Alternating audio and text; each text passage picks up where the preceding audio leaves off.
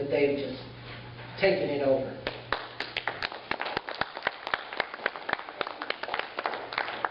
Now, I just want to explain to you what and how the welfare reform laws came into place. Under President Clinton in 1996, he signed into law the welfare reform laws called, he renamed the program, it used to be the welfare program, now it's called TANF, Temporary Assistance for Needy Families.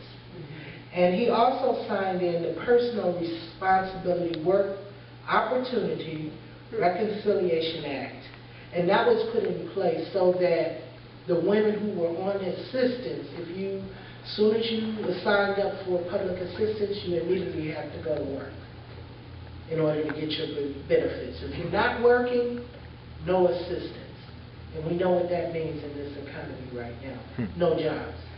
So Cuyahoga County and a lot of Ohio has put into place community service work requirements. That means the women work 30 hours, almost a regular work week. And only thing that they get is their benefits. For a mother of two children and herself, that's $400 for working 30 hours every week. That same mother must put her children in child care. She has to do a copay, which is $5 to $10 per child. She has to pay $25 for most places to register. She has to supply Pampers on a daily basis. That may run $60, $70 a month because each child may have to have 5 to 6 Pampers a day. They have to have clothes. They have to have, the mother, if she's going to do a work assignment, she has to go neat and clean. Her hair has to be done. Her clothes have to be washed.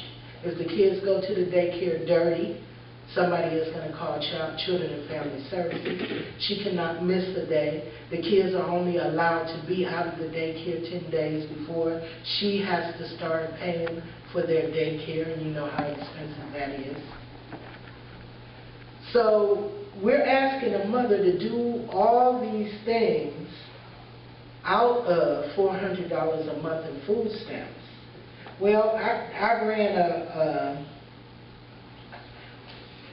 a little total up for that. And I came up with that total to be about $645 a month for that parent. That if she's only getting $400, she's $245 short. And she cannot miss a day. She has to be there. So how is that mother to cope with rent, light, gas, utilities? She almost cannot do it. And the federal gave them 5 years. You can be on 5 years at the federal level, work 30 hours. If it's 2 people in the family, they have to work 35 hours. But in Cuyahoga County, you can only be on 3 years. You're off for life after 3 years, unless you have some extreme difficulty. And it's very hard. Since 2000, they've only had 145 people qualify out of removing almost 80,000 people off of the welfare rolls. So where are all these jobs that the mothers were told that they would be able to find and support themselves and their children? What really happened is they were moved into very low-paying jobs, temporary and part-time, and into training programs, community service, and they end up using their 3-year allotment up without having any real jobs. So when their 3-year time limit is up, they still have no money and they have no job, and they're just out here. Where are those people? The county says they don't have any numbers, no figures. So they can't tell us what is happening to all those families, all those children. Most of them are facing homelessness, hunger, inadequate daycare, and intimidations. The families are disrupted, uprooted. Some families have doubled or tripled up.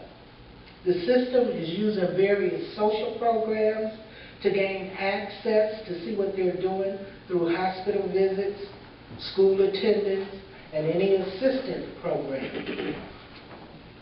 Women are overwhelmed, stressed, and afraid, with very few supports, but many penalties if they make a mistake.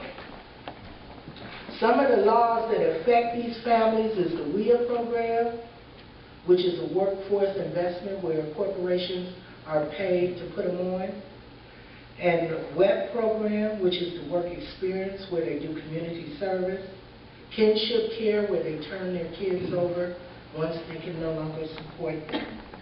And they suffer many investigations, and they have to also turn over their child support.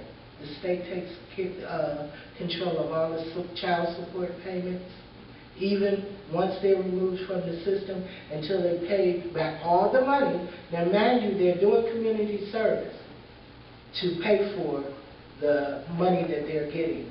But their husbands, ex-fathers, or whatever, still has to pay the child support, which still goes to the state. So they're double paid. So I say we need to do something about it. We need a bigger voice. We have to get louder. We have to make it known that we think these women need real jobs, that they need real money to survive. If you can't put them into some kind of job situation where they earn a livable wage, then we think that there needs to be a safety net, and they need to continue to support them until those jobs are in place. Thank you.